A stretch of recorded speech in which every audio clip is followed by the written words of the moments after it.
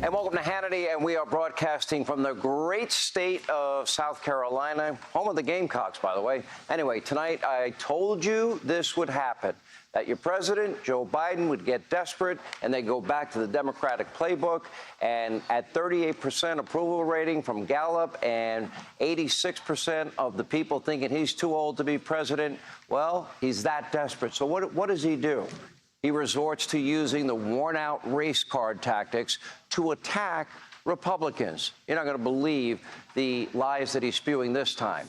Now, South Carolina Senator Tim Scott, he will join us in a few minutes, as well as Lindsey Graham. But first, tomorrow, former President Trump and former Governor Nikki Haley, they will square off in the South Carolina Republican presidential primary. Now, after coming in third in the Iowa caucuses, losing by double digits in New Hampshire, losing to the option of none of these candidates in Nevada by more than 30 points. I would argue that everything is pretty much on the line for Nikki Haley in her home state. Now, across the board, pundits are wondering, is this the last chance for former Governor Nikki Haley in the presidential primary?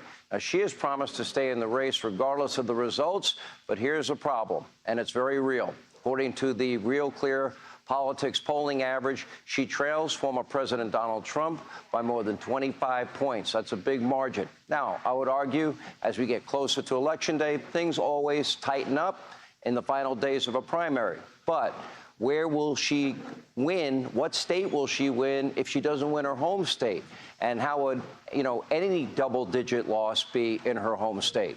And while she spent the last week desperately making the case to voters in what is a last-ditch effort, well, there's a lot of ground to make up in one single day.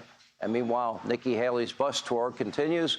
Donald Trump, he held a huge primary eve rally in Rock Hill, South Carolina tonight. Let's take a look at some of these highlights. Look at this. Tomorrow you will cast one of the most important votes of your entire life. And honestly, we're not very worried about tomorrow. We want to aim toward a time called November 5th. That's what we need, November 5th. Got to beat crooked Joe Biden if it's going to be him. I don't know if he's going to make it to the starting gate. We're going to do great tomorrow, but it's really important you get out and vote because we want to send a signal to the real hardline people, the people that are destroying our country, Joe Biden. We got to send him a signal that we're coming. We're going to send him a big, so get out tomorrow. We're going to win this state, and then we're going to tell crooked Joe Biden, you're fired. Get out of here. You're fired. Now, earlier today, Fox and Friends co-host Ainsley Earhardt, well, she spoke with voters in Columbia, South Carolina, by the way, her hometown, ahead of Election Day tomorrow. And here's what they had to say. Take a look. Tomorrow's the election. Are you going to go to the polls? We are, yeah. Okay, who are y'all voting for? We're going to vote for Trump. Why is that? We have a very large family, and, we just need things. They were not like this a few years ago when he was in office. So we just want to see if we can get lower gas prices and lower groceries and things like that. Voting tomorrow. Who are you voting for? Donald J. Trump. Okay, why is that? Because I like where we were 4 years ago. Mm-hmm. Who are you voting for? Well, Nikki Haley, but I'm going to support whoever the Republican is that gets nominated at the convention. And so if President Trump gets the nomination, that's who I will definitely support him. You've already voted. Do you mind if I ask who you voted for? We voted for Trump. Okay, why?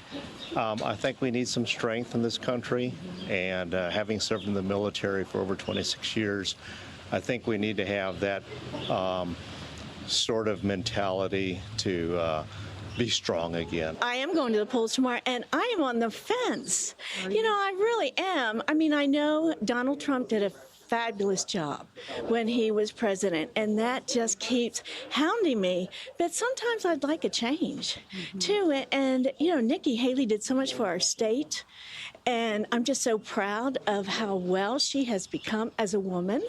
So I think I'll know when I walk in there tomorrow. Trump. I'm voting for Trump. Okay, what do you like about Trump?